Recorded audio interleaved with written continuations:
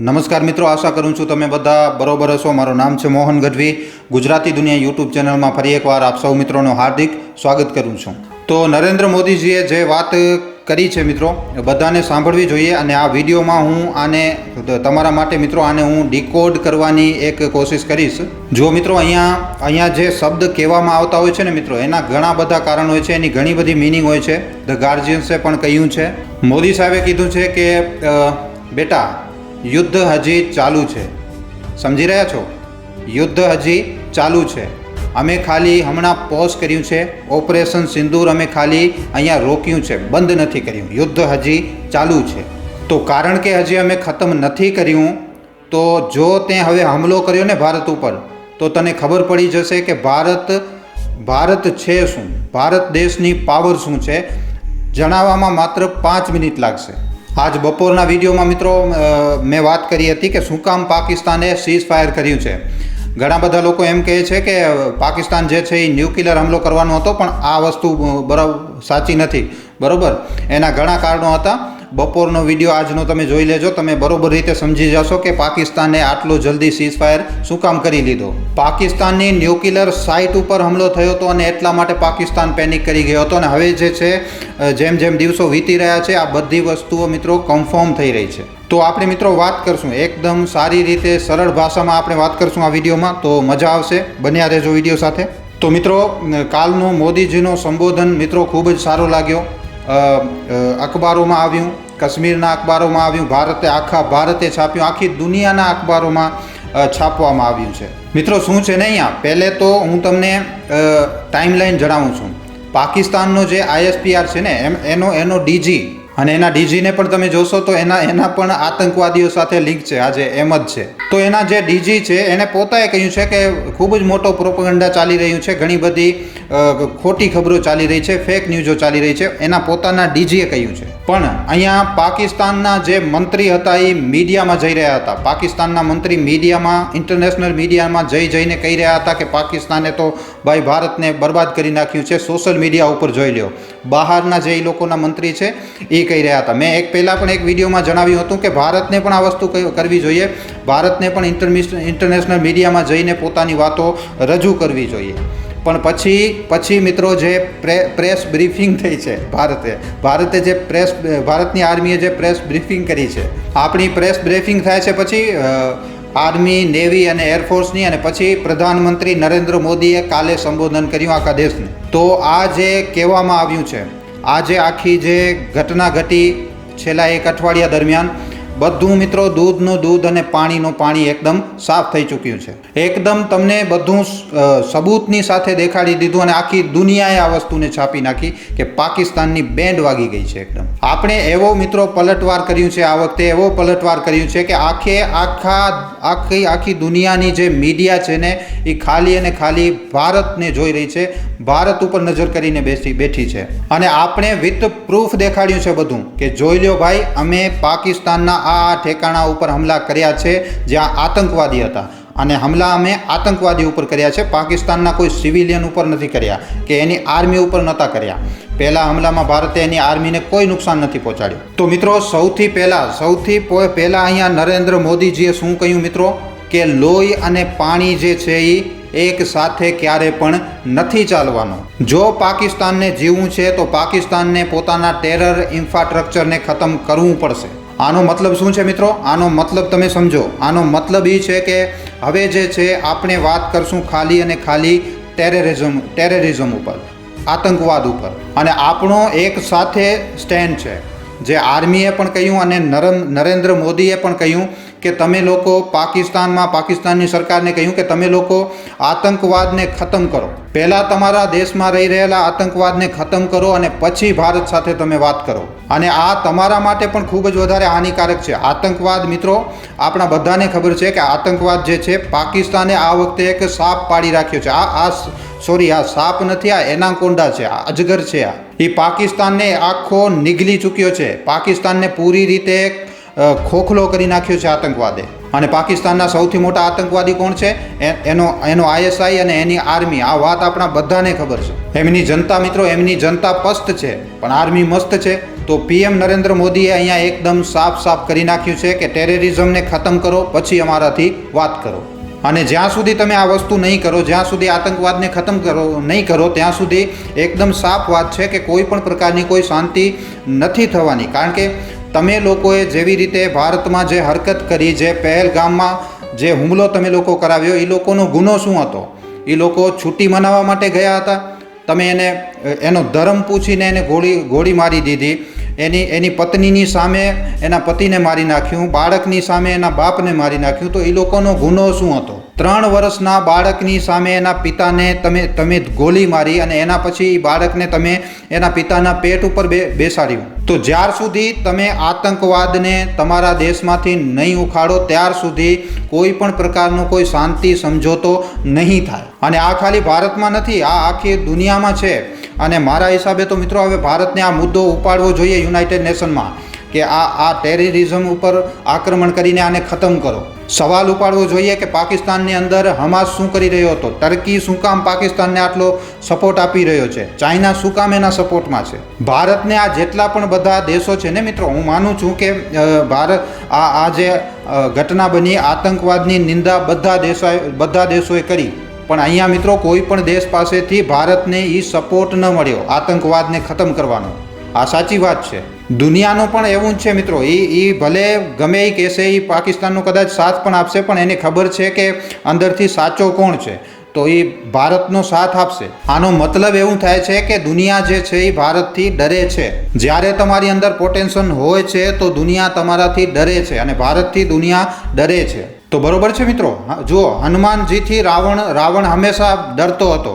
કારણ કે રાવણને ખબર હતી કે જો હનુમાનજી પોતાની એકદમ પૂરી પાવરમાં આવી ગયા તો આ લંકાને બરબાદ કરી નાખશે. રાવણનો તો કંઈ વધશે પણ નહીં. તો એટલા માટે ક્યાંક ને ક્યાંક જે આખી દુનિયા છે ભારતથી ડરે છે, અને અંદર જ અંદર જલન પણ છે. દુનિયાને ભારતની હંમેશાથી જરૂર હતી અને જરૂર રહેશે. જો તમને બિઝનેસ કરવું છે, ટ્રેડ કરવું છે, તો ભારતની દુનિયાને હંમેશા જરૂર રહેશે. અને એટલા માટે મિત્રો ભારત જે છે, પાકિસ્તાન શું છે બધાને ખબર છે. તો એટલા માટે ભારતને હવે આખી દુનિયાને દેખાડવું જોઈએ, આખી દુનિયા સામે કહેવું જોઈએ કે આ આતંકવાદ ક્યાંથી ઉત્પન્ન થાય છે? પાકિસ્તાનમાંથી. અને દુનિયાને કહેવું જોઈએ કે જો તમે આને કન્ટેન નહીં કરો હવે, તો હવે આ તમારા ઘરમાં પણ આવશે. તો એકદમ સાફ મેસેજ હતું નરેન્દ્ર મોદીજીનું આખી દુનિયાને.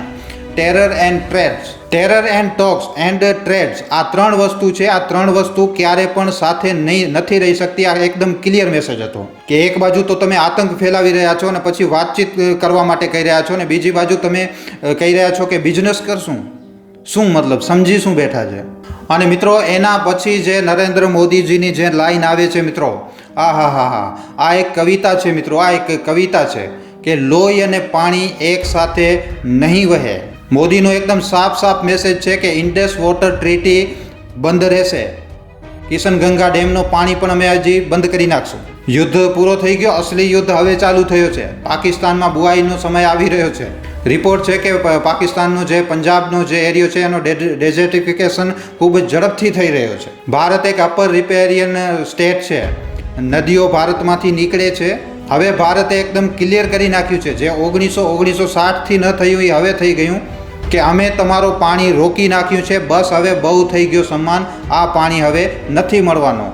જોઈએ તો ટેરરિઝમને પોતાના દેશમાં ખતમ કર. પણ જો તમે લોહી વહાવશો તો પછી પાણી અને લોહી એક સાથે નહીં વહે. આ સીધો નરેન્દ્ર મોદીજીનું કહેવું છે કે ઇન્ડસ વોટર ટ્રીટી જે છે એ હજી આગામી સમય દરમિયાન પણ બંધ રહેશે. જો મિત્રો અહીંયા તમને શું લાગે છે? ચાઇના બ્રહ્મપુત્રને રોકી નાખશે? ઇમ્પોસિબલ, એકદમ નામુમકિન વસ્તુ છે. આ સમજી રહ્યા છો મિત્રો? આ વિષયમાં આપણે બીજા કોઈ વિડીયોમાં વાત કરશું, પણ આ એકદમ ઇમ્પોસિબલ સિનારીઓ છે. એના પછી ઇન્ડસ વોટર ટ્રીટીને જે અહીંયા કહ્યું છે કે હવે પાકિસ્તાનને પાણી અમે નથી આપવાના. તો મિત્રો હું જણાવી તો રહ્યો છું, અસલી યુદ્ધ જે છે એ હવે ચાલુ થયું છે. ઇકોનોમિક રીતે જે યુદ્ધ છે એ હવે ચાલુ થવાનું છે, અને પાકિસ્તાનની અસલી બેન્ડ તો હજી હવે વાગવાની બાકી છે. આ જે સીઝ ફાયર થયું આ ભારતના એકદમ ફેવરમાં રહ્યું છે. સીઝ ફાયર મિત્રો, આપણે જે કરવાનું હતું આપણે કરી નાખ્યું છે. પાકિસ્તાનમાં આપણે તબાહી મચાવી નાખી છે. પછી આ સીઝ ફાયર જે થયું છે આપણા ફેવરમાં જ છે. હું ફરીવાર કહી રહ્યો છું, અને આપણી આર્મીએ કહ્યું છે મિત્રો કે અમારો જે મોટિવ હતો એ એ પાકિસ્તાનના કોઈ નાગરિકને મારવાનો નહોતો, ટેરરિઝમને ત્યાં ખતમ કરવાનો હતો અને ત્યાં જ સ્ટ્રાઇક કરવામાં આવી છે. ટેરરિઝમના અડ્ડાઓને ધ્વસ્ત કરી નાખવામાં આવ્યું છે. એના પછી બીજી રાત્રે પાકિસ્તાને ભારતના સિવિલિયન્સ ઉપર અટેક કરવાની કોશિશ કરી, જેને ભારતે ડિફેન્ડ કર્યું સારી રીતે. એકદમ સાફ અને ક્લિયર વાત છે કે અમે ક્યારે કહ્યું જ નથી કે અમને યુદ્ધમાં જવું છે. યુદ્ધમાં જવાના હાલત જે છે એ પાકિસ્તાને ઊભા કર્યા. આપણે તો ખાલી એમ જ કહ્યું હતું કે આપણે આતંકવાદને મારશું અને આતંકવાદને અમે એકદમ નસ્તે નાબૂદ કરી નાખશું, અને એના માટે જો યુદ્ધમાં કૂદવું પડ્યું તો યુદ્ધમાં પણ કૂદશું. તો ભારતનો તો આખો મોટિવ થઈ ગયો કમ્પ્લીટ, મિશન કમ્પ્લીટ એકદમ. પણ હજી પણ ઓપરેશન સિંદૂર ચાલુ છે. હમણાં એને ઊભો રાખવામાં આવ્યું છે, બંધ કરવામાં નથી આવ્યું, બરોબર છે. એના પછી હવે તમે જુઓ મિત્રો, એના પછી આ ન્યુક્લિયર બ્લેકમેલ. અહીંયા જુઓ, પાકિસ્તાન ક્યારે પણ ભારત સામે સીધો યુદ્ધ નથી જીતી શકતો, અને હવે તો વધારે મુશ્કેલ થઈ ગયું છે. જુઓ, હવે બલુચિસ્તાને એકદમ ઓપન સપોર્ટ માંગ્યું છે કે તમે ભારતને કહ્યું છે તમે અમને હથિયાર આપો અને 2 મહિનાની અંદર બલુચિસ્તાન આઝાદ થઈ જશે. પાકિસ્તાનની 51 લોકેશન ઉપર 51 જગ્યાઓ ઉપર હુમલો કર્યો છે. ભારતથી કહ્યું અમને બંદૂક આપો, હથિયાર આપો, 2 મહિનાની અંદર બલુચિસ્તાન આઝાદ થઈ જશે. અને ભારતને આ કરવું જોઈએ. ભારતને હવે કોવર્ડ ઓપરેશન કરાવવા પડશે પાકિસ્તાનમાં. ખ્વાદા પખ્તુનવામાં કરાવો, સિંધમાં કરાવો, બલુચિસ્તાનમાં કરાવો, POKમાં કરાવો. અને PM નરેન્દ્ર મોદીજીએ કહ્યું છે કે આ સર્જિકલ સ્ટ્રાઇક 2016 પછી, એર સ્ટ્રાઇક પુલવામા અટેક 2019 પછી આ જે ઓપરેશન સિંદૂર કરવામાં આવ્યું, આ જે છે હવે ભારતે એક નવો અધ્યાય ચાલુ કર્યો છે કે આતંકવાદને અમે નથી છોડવાના. અને મિત્રો અહીંયા તમે એક વાત માનજો મિત્રો, જો આવનારા 2-3 મહિનામાં 4 મહિનામાં જો જે ભારતની જે ન્યુક્લિયર પોલિસી છે એ બદલી જાય, મતલબ કે ભારતનું એવું છે ને કે ભારત ક્યારે પણ પહેલાં અટેક નહીં કરે, ન્યુક્લિયરથી પહેલાં નહીં મારે, આ બદલી પણ શકે છે. તમે નો ફર્સ્ટ યુઝને તમે છોડો, નોને હટાવો, ફર્સ્ટ યુઝ. અને એના પછી પાકિસ્તાનને જે પૈસા મળી રહ્યા છે ને, કારણ કે એક ન્યુક્લિયર વેપનને ડેવલપ કરવામાં ખૂબ જ વધારે પૈસા લાગે છે. કંઈ જેવી તેવી વસ્તુ નથી. ઘણી બધી એનર્જી રિસોર્સિસ રહે છે. આખો પાકિસ્તાન એ ડરના માહોલમાં રહેશે કે ભાઈ યાર આ ભારત ક્યાંક ન્યુક્લિયર હુમલો ન કરી નાખે, અને એટલા માટે અમે અમારા ન્યુક્લિયર વેપન જે છે એને રેડી રાખીએ. પણ આવું ક્યારે પણ નહીં થાય મિત્રો, કારણ કે ખબર છે અમેરિકાને કે પાકિસ્તાનની કોઈ ઓકાત નથી. તો કહ્યું છે કે હવે અમે લગાતાર રિટાલિએટ કરશું અને ટેરરિઝમને ખતમ કરશું. અને કહ્યું છે કે જે પણ આતંકવાદીઓના ઠેકાણા છે, જે ન્યુક્લિયર ધમકીઓ આપે છે કે અમે ન્યુક્લિયર અટેક કરી નાખશું. કારણ કે જુઓ, કન્વિક્શન વોરમાં તો પાકિસ્તાન ભારતને ક્યારે પણ નથી હરાવી શકતો, તો આની પાસે ઓપ્શન ખાલી ન્યુક્લિયર ધમકી આપવાનો જ છે, જે આ નથી કરી શકતો. એને હજી સુધી એમ હતું કે અમે ગમે એમ કરીશું, અમે ગમે તે વસ્તુ કરીશું ભારતમાં, અને ભારત અમારા ઉપર હુમલો નહીં કરે. પણ હવે શું થયું છે કે હવે આના પછી ભારતે એ બાઉન્ડ્રી જ એકદમ ક્રોસ કરી નાખી છે. ભારતે શું કર્યું? ભારતે પાકિસ્તાનના ન્યુક્લિયર ઠેકાણાઓને માર્યું છે મિત્રો. એના ન્યુક્લિયર ઠેકાણા ઉપર અટેક કર્યું, બ્રહ્મોસ નાખી દીધી. તો પાકિસ્તાન માટે આ ખૂબ જ મોટી ટેન્શન છે કે તમે જે આ ન્યુક્લિયર હુમલાની જે ધમકી આપો છો ને, એનાથી પહેલાં અમે તમારા ન્યુક્લિયરના ઠેકાણાને પણ ઉડાડી શકીએ છીએ. પહેલાં તો તમે આતંકી હુમલો કરો છો અને પછી કહો છો કે ભારત કંઈ કરશે તો અમે ન્યુક્લિયર બોમ્બ મારી દેશું. તો હવે આ નથી ચાલવાનું. એનાથી પહેલાં અમે તમારા ન્યુક્લિયર ઠેકાણા ઉડાડી નાખશું. અને મોદીજીએ તો કહ્યું છે મિત્રો કે જો ફરીવાર એવું થાય છે, એમણે એકદમ ચોખ્ખું કહ્યું છે કે આપણે હજી બેટલમાં જ છીએ. આ યુદ્ધ ભલે હમણાં શાંત છે, પણ આમ યુદ્ધ જ છે હજી પણ. જો પાકિસ્તાન બીજી કોઈ પણ આવી નાપાક હરકત કરશે તો ઓપરેશન સિંદૂર પાછો ચાલુ થઈ જશે. આમાં કોઈ પણ હવે મોડો નથી થવાનું. પાકિસ્તાનની બરબાદી એકદમ હવે નક્કી છે. ઓપરેશન સિંદૂરને અમે ખાલી હમણાં પોઝ કર્યું છે, ખાલી એને ખતમ નથી કર્યું હજી. ઓપરેશન સિંદૂર હજી પણ ચાલુ જ છે. એના પછી મિત્રો અહીંયા જે આતંકવાદીઓ આવ્યા, જે આતંકવાદીઓ હતા, એણે લોકોના રિલિજન પૂછ્યું, ધર્મ પૂછીને માર્યું મિત્રો. બાળકો સામે પિતાને ગોલી મારી, પતિને ગોલી મારી એની પત્નીની સામે. તો આવું બધી વસ્તુઓ કરી પહેલગામમાં. તો આ જે આ હરકત કરવામાં આવી છે, આ ભારત જે હમણાં ઝડપથી વિકાસની પ્રગતિ ઉપર જઈ રહ્યો છે, વિકાસના રસ્તે ભારત ચડી ચૂક્યો છે, તો આને તોડવાની એક કોશિશ હતી કે ભારતમાં હિન્દુ અને મુસલમાન દંગા થઈ જાય અને ભારત જે છે એ બેકફૂટ ઉપર આવી જાય. પણ પાકિસ્તાને આ જે હરકત કરી, આ પાકિસ્તાન ઉપર એકદમ ઊંધી પડી છે. હવે પાકિસ્તાનને એકદમ ભયંકર લોસ થયું છે મિત્રો. પાકિસ્તાન ઉપર આ એટલું બેકફાયર કરી ગયું છે કે એનો જે લોસ છે એ ખૂબ જ વધારે છે. હવે 4 દિવસ પછી અહીંયા TRFને સમજમાં આવી ગયું કે ભાઈ આ તો મોટી પ્રોબ્લેમ છે. અમે વિચારીને જે કર્યું હતું એ વસ્તુ તો થઈ નથી રહી, આ તો અમારા ઉપર ઊંધું પડ્યું છે એકદમ. તો આ પૂરી રીતે બેકફાયર કરી ગયો. પાકિસ્તાનનો એક પણ મોટિવ અહીંયા પૂરો નથી થયો અને ઉપરથી પાકિસ્તાનનો આ હમલા દરમિયાન એટલો મોટો લોસ્ટ થયો છે કે અને પાકિસ્તાનની આખી દુનિયામાં થૂથું થઈ છે. પણ મિત્રો અહીંયા એક વસ્તુ અહીંયા આપણને ચિંતા કરાવે એવી છે. આપણે એકચ્યુઅલીમાં મિત્રો આપણે ખાલી પાકિસ્તાન સાથે નથી લડી રહ્યા, બરોબર છે. આપણે લડી રહ્યા છીએ પાકિસ્તાન અને ચાઇના સાથે, બરોબર છે. ચાઇના પણ છે પિક્ચરમાં. ચાઇનાએ પાકિસ્તાનને સેટેલાઇટનું એક્સેસ આપ્યું છે.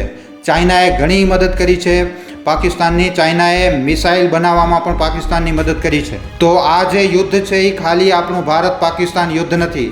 આપણે યુદ્ધ કરી રહ્યા છીએ પાકિસ્તાન વિથ ચાઇના. તો આ વસ્તુને મિત્રો આપણે આ વસ્તુ ઉપર ખૂબ જ ધ્યાન આપવાની જરૂર છે. એના પછી મોદીજીએ કહ્યું કે અમે પૂરેપૂરી છૂટ આપી હતી ઇન્ડિયન આર્મ્ડ ફોર્સીસ.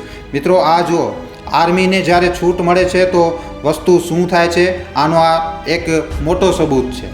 બધા આતંકવાદીઓને ખબર હોવી જોઈએ કે જો તમે લોકો આ સિંદૂર તમે લોકો ઉજાડશો તો તમારી હાલત શું થશે. તમે સમજી રહ્યા છો ને હું શું કહેવાની કોશિશ કરી રહ્યો છું. જો સિંદૂરને તમે ઉજાડશો તો પછી તમારી શું હાલત થવાની છે, આ તમને પહેલાંથી વિચારવું જોઈએ. જો તમે આવું કરશો તો આ ઓપરેશન સિંદૂર આ ખાલી એક નામ નથી, આ ઇન્સાફ હશે. આ ઇન્સાફ થશે. પછી અમે તમારી એકદમ નસલોને ખતમ કરી નાખશું, તમારી 7 પુશ્તોને ખતમ કરી નાખશું જો આ વસ્તુ તમે બીજી વાર ભારતમાં કરી દો. તો આવી જે બધી વસ્તુઓ છે મિત્રો એ નરેન્દ્ર મોદીજીએ પોતાના ગઈકાલના સંબોધનમાં જણાવી. હવે મિત્રો આના ઉપર તમારા શું અભિપ્રાય છે? ભારતને આવનારા સમય દરમિયાન પાકિસ્તાનના અગેન્સ્ટમાં પાકિસ્તાનના વિરોધમાં હજી કેવા કડક પગલાં લેવા જોઈએ, આના ઉપર તમારા શું કહેવું છે નીચે કોમેન્ટ સેક્શનમાં લખીને જરૂર જણાવજો.